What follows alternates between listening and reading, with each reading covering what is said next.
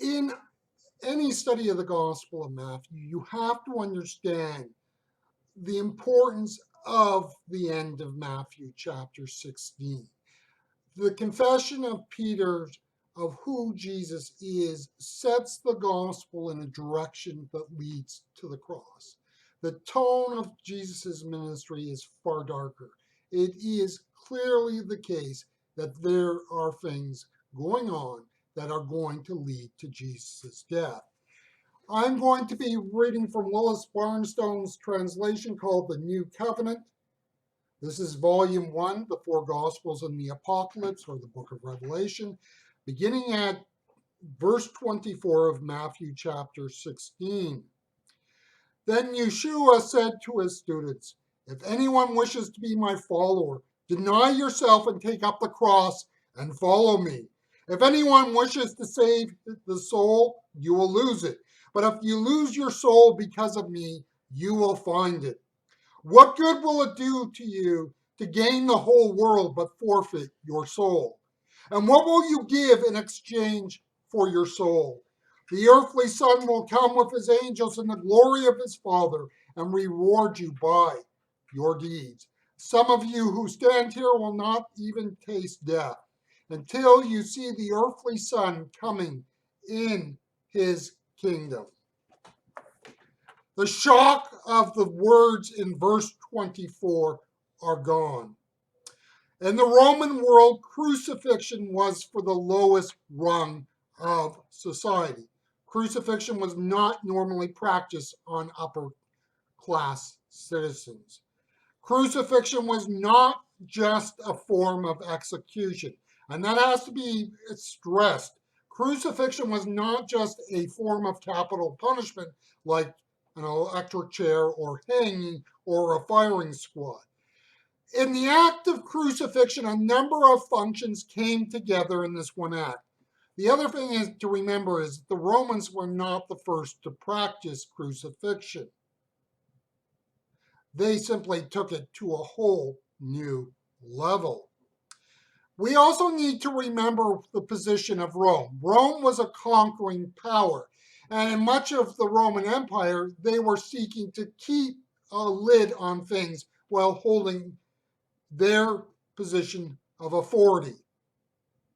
And so they had to constantly remind the subjects who was in control. Crucifixion was a reminder to the people who called the shots. Crucifixion was a graphic form of execution.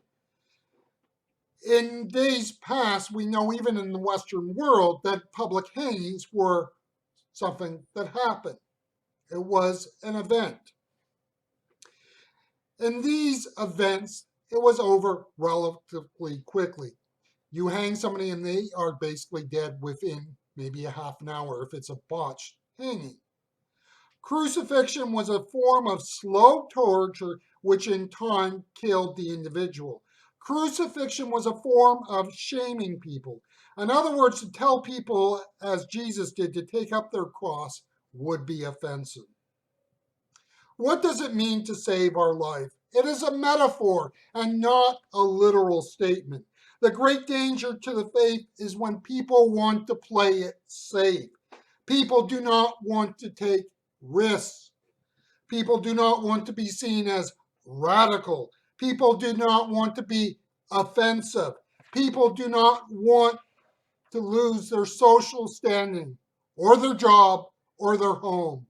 You see, it is easy enough to claim faith, and then you can fill in the blank as to what it is. The point is that we can try to have faith and the life and lifestyle we want.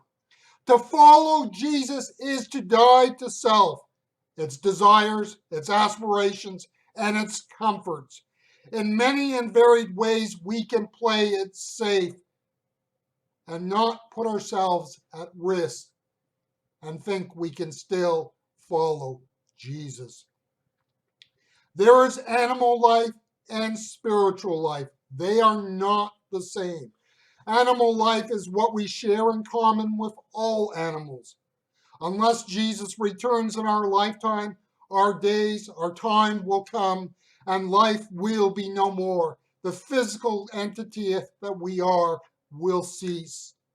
Our physical entity will return to the ground and in time become one with the natural world. This is the way it has been, and it will be until he returns. What we as human beings have, unlike the animals, is consciousness of God, the Creator. We were created with the potential to share in God's life. And through Jesus, we can access this God life. And in the process, discover eternal life. What is eternal life but the life of God? For God alone is eternal life. Eternal life is simply the life of God, and we can have that infuse us in our lives.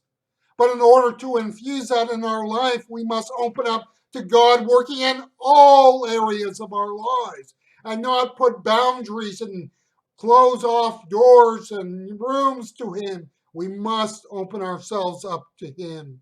In and through Him, we can be raised to eternal life. In order to take hold of that life that He offers, we must let go of the life that we have here. Yes, it is the willingness to die for him if need be, but it is far more than this. It is to die to my life as lived here and now. It is to die to my aspirations and wishes. It is to die to what other people expect or want of me. It is to die to all of my plans and goals. It is to die and die and die again. To grow in faith as a disciple of Jesus is to grow in death. We forsake this life and its treasures for something far greater and far more important, something that is eternal. The center of the Christian faith is the cross of Jesus, and it will always be the cross of Jesus. It is not some prop, it is the way to understand who and what God is and is about. It is a way to understand that only in dying to self is true life found.